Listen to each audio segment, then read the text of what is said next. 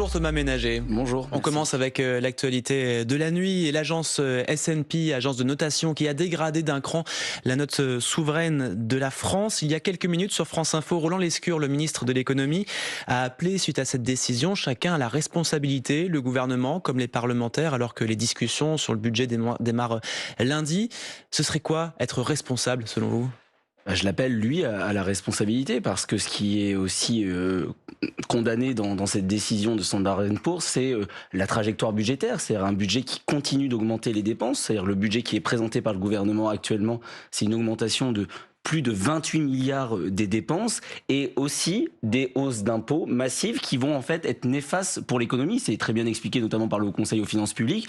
C'est-à-dire que mais ce sont des dépenses qui permettent de contenir justement l'économie, le déficit, et c'est plutôt la tendance que souhaite. Le problème, c'est qu'il y a des mauvaises dépenses et il n'y a pas d'économie structurelle. C'est-à-dire que ce qui va être reproché, c'est que ça va être des coups de rabot et des coûts sur le pouvoir d'achat qui vont en fait dégrader la croissance avec des personnes, des Français, des particuliers qui vont avoir moins les moyens pour investir, pour acheter, pour consommer, et donc on se met dans un cercle vicieux négatif. La suspension de la réforme des retraites que vous soutenez. Mais non, je pense qu'il y a un plan d'ensemble qu'il faut avoir avec des économies. C'est pas en prenant une mesure séparément. C'est sûr que si il y a que la suspension de la réforme des retraites et qu'il n'y a pas des économies en face pour pouvoir permettre un équilibre budgétaire, vous avez raison. Mais il y a une vision globale qu'il faut avoir. Et aujourd'hui, la vision de ce projet de budget qui a été déposé n'est pas la bonne, pour preuve, puisque Standard & Poor's dégrade notre note. On va revenir sur vos mesures d'économie, mais avant ça, vous avez fait un trait sur la dissolution après l'échec de vos motions de censure ? Je le pense pas. Je pense que c'est juste déporté, décalé de quelques semaines parce que cette situation ne tient pas. C'est-à-dire qu'aujourd'hui, pour qu'il y ait le vote du budget, il faudra soit que les socialistes acceptent toutes ces hausses, notamment d'impôts, ces baisses de soins, c'est-à-dire ces doublements des franchises médicales, toutes ces mesures qui vont être néfastes pour les classes populaires et les classes moyennes, ou que les républicains acceptent de voter la suspension de la réforme des retraites. Donc on va arriver dans quelques semaines à un point de blocage de nouveau et qui mènera, je le pense, à une dissolution. Ce qui va arriver aussi très vite à l'Assemblée nationale, c'est une nouvelle motion de destitution d'Emmanuel Macron déposée par la France Insoumise. Vous ne la voterez toujours pas ?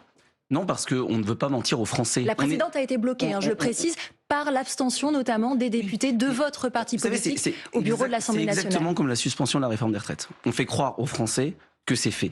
Alors que non, ce n'est pas fait, ça n'aura vraisemblablement pas lieu parce qu'il y a un certain nombre de blocages constitutionnels, de blocages vis-à-vis des démarches à l'Assemblée nationale et au Sénat qui vont faire que ça n'arrivera pas. Mais vous ne pensez pas, comme Édouard Philippe, que la solution passe peut-être aussi par le départ d'Emmanuel Macron ? Laissez-moi expliquer parce qu'il faut être précis, il ne faut pas être dans le slogan.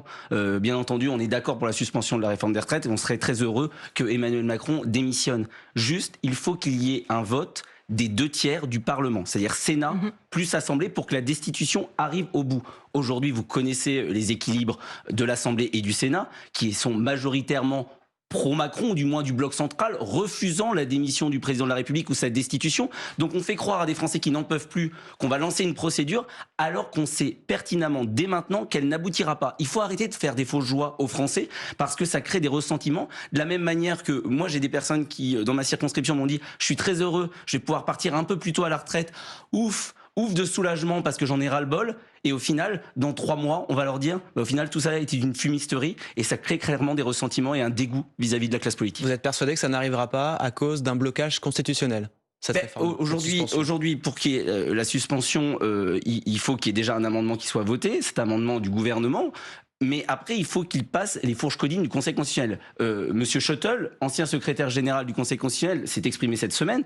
Ça serait vu, comme ce n'était pas dans le texte initial, un cavalier. C'est-à-dire que c'est quelque chose qui, n'étant pas dans le texte initial, sera refusé, retoqué par le Conseil constitutionnel. Il aurait fallu, pour pouvoir que ça marche, un projet de loi ad hoc, voté en amont de tout cela. Pour en revenir un peu à l'état des forces en présence à l'Assemblée comme au Sénat, la motion de censure que vous aviez présentée n'a récolté que 144 voix cette semaine. C'est 4 voix de plus seulement que votre groupe allié à celui d'Éric Ciotti. Est-ce que ça ne trahit pas une forme d'isolement dans l'hémicycle du RN Non, ça trahit, ça trahit le sectarisme, notamment des groupes de gauche qui souhaitent, soi-disant, la censure, mais qui ne votent pas toutes les motions de censure. Nous, on vote l'ensemble des motions de censure parce que vous savez, si les oppositions qui se combattent sur tous les sujets ne votent pas ensemble un texte de censure, on n'arrive pas aux 289 voix qu'il faut obtenir. Donc nous, on est cohérents, ce n'est pas des alliances, donc il faut voter toutes les motions de censure. Voilà, juste la gauche est dans son sectarisme. C'est-à-dire que si nous agissions de la même manière, à aucun moment il y aurait la possibilité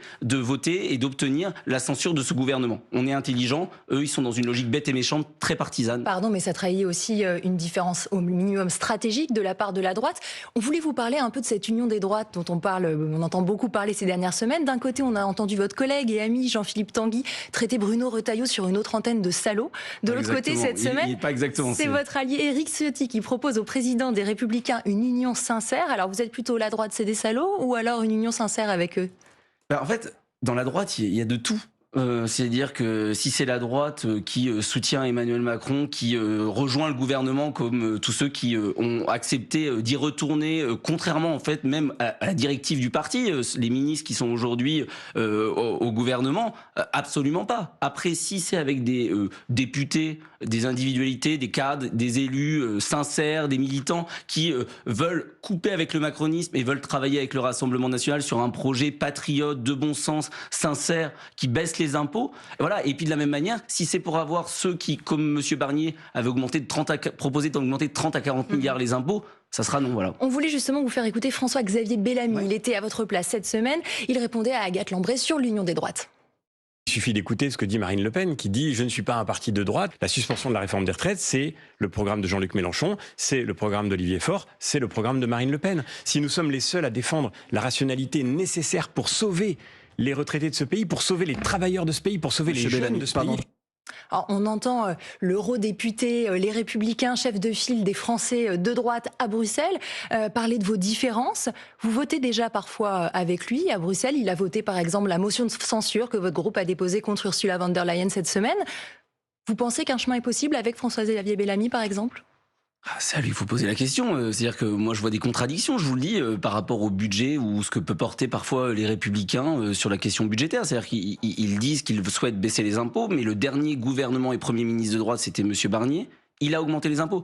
Ils ont soutenu le gouvernement de M. Bayrou et ils étaient au sein, notamment M. Retailleau, ce gouvernement Bayrou, entre Mme Borne, M. Rebsamen qui est socialiste. Et aujourd'hui, surtout, on a des Républicains qui, cette semaine, alors qu'ils disent que c'est un budget socialiste, tenu par les socialistes, ont, à quelques exceptions près, vous l'avez dit, refusé de censurer ce gouvernement. Donc à un moment, ils ne peuvent pas crier, hurler que c'est un gouvernement tenu par les socialistes, mais ne pas prendre les dispositions. Donc s'ils n'ont pas le courage d'agir dans le sens de leurs prétendues convictions et du moins de ce qu'ils défendent devant les Français, on n'aura pas de capacité à travailler ensemble. Il y a un sujet sur lequel vous ne pouvez pas vous unir au LR, justement, c'est la fameuse suspension de la réforme des retraites qu'on évoquait, puisqu'ils y sont opposés. Pour vous, même si on a bien compris que vous n'y croyez pas, ça reste une victoire aujourd'hui ? C'est pas une victoire, puisqu'il n'y a rien. Il y aura rien. Quand vous l'aviez défendu. Si dans 6 mois, ça arrive, si dans 6 mois, mes électeurs et les Français peuvent partir plus tôt à la retraite avant une nouvelle réforme, parce qu'il faudra procéder à une réforme de notre système de retraite et il faudra travailler pour pouvoir équilibrer notre système par répartition, ça sera une victoire. Aujourd'hui, c'est que du vent et c'est une escroquerie. En fait, monter entre les macronistes et les socialistes pour pouvoir permettre aux socialistes de rester plus longtemps en poste, peut-être avant une éventuelle dissolution. Hier, à votre place, il y avait ici Amir Reza Tofighi, le président de la Commission des petites et moyennes entreprises, la CPME. Il disait, je le cite, que cette suspension est un mauvais signal. Vous entendez aussi ces critiques, j'imagine ? J'entends les critiques parfois du patronat, mais après, je les appelle aussi à regarder la situation. Il y a un retraité, une personne sur deux qui arrive à la retraite en étant au chômage. Donc il y a aussi un problème vis-à-vis de l'emploi des seniors dans notre pays, et de reporter indéfiniment l'âge de départ à la retraite n'apporte que peu aux finances publiques. On l'a vu, c'est pour ça que le système par répartition est toujours en déficit dans les années à venir, malgré la réforme Borne. Peu ou prou qu'il y ait l'abrogation ou non, c'est toujours déficitaire, parce qu'il y a un problème, c'est que quand vous dépassez un certain âge, vous êtes dans une situation où vous ne trouvez pas d'emploi, où vous êtes tellement fatigué, usé, que vous êtes sur d'autres branches de la sécurité sociale, en accident du travail, en maladie professionnelle, au chômage. Mais pardonnez-moi Thomas Ménager, mais vous parlez de finances publiques. Aujourd'hui, cette suspension, elle coûte 2,2 milliards d'euros. Votre réforme des retraites, elle coûterait 9 milliards d'euros selon vos calculs, 34 selon le calcul de l'Institut Montaigne. Comment vous la financez? Alors, on a toujours été transparent sur le fait que nous, c'était un choix de société. Donc si certaines années, il y avait un déficit, on le compensait par d'autres économies. Quelles économies, justement, concrètement? C'est tout le plan d'économie de 100 milliards sur 5 ans qui est proposé par Jordan Bardella, qui sera redétaillé cette semaine, puisque jeudi prochain, notamment autour de Jean-Philippe Tanguy, il y aura un contre-budget qui sera proposé, qui fait des économies très claires, mais sur l'ensemble des items que l'on cible et que je vous expliquais la dernière fois que j'étais déjà venu, qui sont notamment la question du train de vie de l'État, des agences, 80 milliards d'euros par an pour ces agences sur lesquelles nous souhaitons mettre un coup de frein, supprimer, les agences, les fusionner. allons-y justement, allons dans le détail. L'Office français de la biodiversité, l'OFB, l'Agence de la transition écologique, l'ADEME, c'est beaucoup d'agences environnementales notamment. Vous savez ce que ça fait l'OFB? C'est pas que des agences environnementales. Et après, les actions de l'OFB, les actions de l'ADEME, certaines seront maintenues. C'est juste que j'imagine que lutter contre la pollution de l'eau, le braconnage, la destruction d'espèces protégées, c'est important, y compris pour vos électeurs dans le Loiret. Madame Guillaume, ça existait même avant qu'on crée ces agences. C'était en administration centrale. C'était au sein des préfectures. Nous, on croit que notre corps préfectoral, les agents qui sont aujourd'hui les fonctionnaires qui sont dans les préfectures pourront, grâce à un certain nombre d'agents qui seront redéployés. Oui, parce que certains postes sont de moins en moins nombreux dans les services aussi. Certains seront redéployés directement, mais derrière, quand vous créez des structures, vous avez des coûts de structure, vous avez un directeur spécifique dans ces structures, qui est souvent un ancien député, un ancien ministre, avec des salaires souvent à 8 000, 10 000 balles par mois. L'ADEME que vous citez par exemple reverse 95% de son budget, de ses 3,5 milliards d'euros, aux entreprises, aux collectivités. Alors après, il y a aussi des dérives d'un certain nombre de ces agences. Cette agence, l'ADEME, c'est un bon exemple. C'est une agence qui a lancé, et ça avait fait un peu parler, parfois des études sur des sujets qui ne sont pas directement utiles pour les Français. Quand l'ADEME sort un rapport pour vous dire combien de fois par semaine vous devez changer votre soutien-gorge, votre culotte ou votre pull, à un moment, il faut aussi se restructurer et aller sur les vrais sujets. Mais dans tous les cas, si c'est déjà 5%, même s'il n'y a pas d'évolution... 5% de 3,5 milliards d'euros. Mais d'expliquer aux Français à quel rythme ils doivent nettoyer leurs fringues, clairement, je pense qu'il y a d'autres priorités pour lutter contre le réchauffement climatique. Il y a d'autres mesures pour lutter contre le dérèglement climatique et le réchauffement climatique, qui est un vrai problème et un vrai enjeu. On va justement peut-être en parler. On va parler aussi des autres économies que vous envisagez dans votre propre budget. Thomas Ménager, porte-parole du RN, député du Loiret. Vous restez avec nous. On vous retrouve après le fil info de Diane Ferchit à 8h46. La France perd son double A, sa note souveraine devient A+, pour l'agence de notation S&P. C'était déjà le cas avec l'agence Fitch il y a un mois. La France rétrogradée en raison d'une incertitude budgétaire malgré son nouveau gouvernement.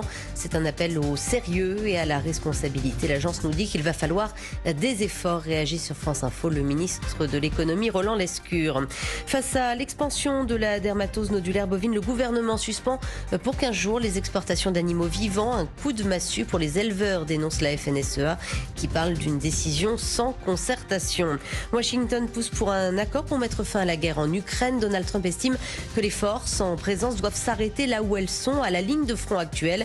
Sinon, cela deviendra trop compliqué, insiste-t-il. Le président américain qui a renoué le dialogue ces derniers jours avec Vladimir Poutine. Les dirigeants russes et américains doivent se rencontrer dans les prochaines semaines. La 8e journée de Ligue 1 de football. Le PSG et Strasbourg font match nul, 3 buts partout. Aujourd'hui, Nice accueille Lyon à 17h. Monaco se déplace à Angers à 19h. Enfin, à 21h, Marseille affronte le Havre. Ce sera au Vélodrome. France Info. Le 8-30 France Info, Benjamin Fontaine, Camille Vigogne-Lecoat. Thomas Ménager, porte-parole du Rassemblement national. Vous êtes toujours avec nous sur France Info. On parlait de vos mesures d'économie, notamment l'un de vos thèmes principaux, c'est notamment l'immigration. Vous comptez faire quelles économies à hauteur de combien? Alors, ce qui est aujourd'hui précisément indiqué dans notre contre-budget, ça va être d'abord la question des prestations non contributives. Nous, on considère qu'un étranger qui est en France légalement et qui travaille, il a le droit aux prestations contributives, c'est-à-dire quand il cotise, il a le droit, bien entendu, comme tout à chacun, comme un système assurantiel, d'obtenir des aides équivalentes à ce qu'il a cotisé. Par contre, il y a ce qu'on appelle les prestations non contributives, c'est-à-dire celles que vous avez en tout état de cause. Sur celle-ci, nous, ce que l'on souhaite mettre en place, Celle que vous avez sans, voilà, c'est la question du RSA, c'est d'autres types de mesures. Voilà, c'est pas comme par exemple le chômage où là vous cotisez et vous avez sur votre fiche de paye un certain nombre d'euros cotisés qui vous donnent droit à des droits équivalents. C'est celle-ci, en fait, ce que l'on souhaite, c'est avoir 5 ans d'équivalent temps plein de travail. C'est-à-dire si vous avez travaillé pendant 5 ans, même si après vous avez un accident de la vie et que vous êtes sur le sol français, vous pourrez les toucher avant. Ça, cela permet d'économiser 18 milliards d'euros parce que aujourd'hui certains arrivent sur notre sol, travaillent pas forcément, ne trouvent pas de travail et coûtent à l'ensemble de notre système social. C'est une question de justice, de droit et de devoir. Situation régulière. Comment ? On parle de gens en situation régulière. Oui, de gens en situation régulière, bien entendu. Après, il y a la question de l'aide médicale d'État, donc la 18 milliards. L'aide médicale d'État, on souhaite la transformer en une aide médicale d'urgence. Pardon, combien l'aide médicale d'État, vous m'avez dit ? Comment ? Combien coûte par an l'aide médicale d'État ? On est à 1,5 milliard, enfin en fonction des années. 1,16 milliard en 2024. Oui, mais... enfin 1,2 milliard, 1,5 milliard, ça dépend des années. Mettons que vous récupériez la moitié en limitant aux très très très stricts besoins de survie, je crois que c'était vos termes, ça fait 500 millions d'euros, 600 millions d'euros par an. C'est aujourd'hui pique-repos là, on est vraiment sur de l'anecdotique. Oui, vous savez, si on récupère 500 millions ou presque 1 milliard en fonction du panier de soins qui est aujourd'hui, qui sera... Aujourd'hui, l'AME, ça coûte 18 euros par an et par Français. Hein. Oui, enfin, c'est-à-dire que c'est 18 euros par Français qui va aujourd'hui pour soigner des personnes qui sont rentrées illégalement, qui sont situées illégalement dans notre territoire, qui n'ont rien à faire sur notre sol. Excusez-moi, quand en même temps... le Vigogne-le-Coat, on propose de doubler les franchises médicales, qu'on propose c'est dans le budget, de fiscaliser les indemnités journalières des personnes qui sont en affection de longue durée. C'est-à-dire quelqu'un qui a un cancer, qui touche une infection de longue durée parce qu'elle doit faire ses traitements, être en chimio, on va les taxer. Pardonnez-moi de vous dire que je considère que les clandestins qui sont dans notre pays doivent avoir des soins minimums parce qu'on ne peut pas, par humanité bien entendu, laisser des personnes dans une situation de santé qui se dégrade de manière trop forte. Mais à un moment, la balnéothérapie ou le recollement des horaires, ça c'est plus possible. Si on entend le corps médical, les médecins sont unanimes. Ils disent c'est pas une question de soins, de confort. Plus l'AME permet une prise en charge précoce de pathologies qui sont surreprésentées parmi ceux qui touchent l'AME, la tuberculose, le VIH, les troubles psychiatriques. Et grâce à l'AME, on évite des hospitalisations longues qui sont beaucoup plus coûteuses. Est-ce que vous entendez cet argument qui est un argument de rationalité économique également ? Non, je ne l'entends pas parce que dans tous les cas, ces personnes, après, doivent retourner dans leur pays. Ils n'ont pas coûté au système social. Et je ne l'entends pas parce qu'on regarde ce qui se passe dans les autres pays. Quand on regarde ce qui se passe en Allemagne, dans les autres, ils ont pas le même panier de soins. Non, vous allez en Allemagne, c'est un panier de soins qui est très très réduit et à ma connaissance, il n'y a pas plus de cas de tuberculose ou je ne sais quelle maladie grave vis-à-vis des clandestins et de la population générale dans d'autres pays européens. Donc à un moment, c'est un coût que nous ne pouvons plus supporter. J'aimerais être généreux. J'aimerais être peut-être comme vous l'êtes, Mme Vigogne, généreux en vous disant il faut soigner tout le monde. Mais aujourd'hui, la situation ne nous le permet plus. Thomas Ménager, on va se projeter un petit peu pour ces dernières minutes puisqu'il y aura l'an prochain des municipales, il y aura peut-être des législatives si nouvelle dissolution il y a, puisque vous y croyez encore visiblement. Vous êtes en charge, vous, de la sélection des candidats au sein du RN. Est-ce que vous allez arriver la prochaine fois à évacuer ces fameuses brebis galeuses dont on a tant parlé ? Alors moi je suis un membre de la Commission nationale d'investiture et je suis en binôme avec mon collègue Julien Ouldoul en co-direction de campagne pour organiser ces futures élections. On a tout mis en œuvre pour que l'ensemble des candidats, ce qui était le cas de 99% de nos candidats, mais il y a eu, et nous l'avons assumé, et c'est le rôle d'un parti qui se veut un parti de gouvernement, d'assumer quand il y a des erreurs de casting, et nous faisons tout aujourd'hui en auditionnant nos candidats, en vérifiant nos candidats pour être certain qu'ils soient sur la ligne du Rassemblement national. Donc ça veut dire que tout le monde aura un casier vierge, c'était la demande. Bien entendu, ça, l'ensemble des casiers judiciaires sont demandés. Après, ce qu'on peut demander, hein. Moi je peux pas lutter contre la nature humaine. Si quelqu'un ment ou donne un mauvais document, mais aujourd'hui ça n'existe pas. Un casier judiciaire ?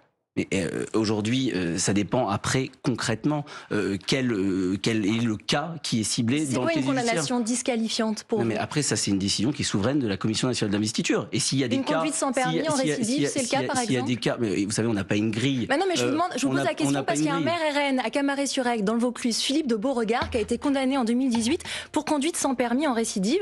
2020, il est de nouveau arrêté par la gendarmerie, toujours sans permis selon la presse locale. Est-ce qu'il doit rester candidat du Rassemblement national en 2026. Je précise qu'il est aussi membre du bureau national du. Alors ça c'est une décision, je vous le dis, de la Commission nationale d'investiture. On regarde, on écoute les personnes. On n'est pas, c'est pas stalinien, hein, c'est-à-dire que c'est pas décidé tout seul dans un bureau. On dit ce gars-là, on lui coupe la tête. On écoute les personnes. Il y a des situations, on a le droit à la seconde chance. On a le droit à avoir une deuxième chance. On a le droit, dès lors qu'on a purgé sa peine en France, de pouvoir donc on de peut nouveau être candidat éventuellement avec un casier judiciaire. éventuellement.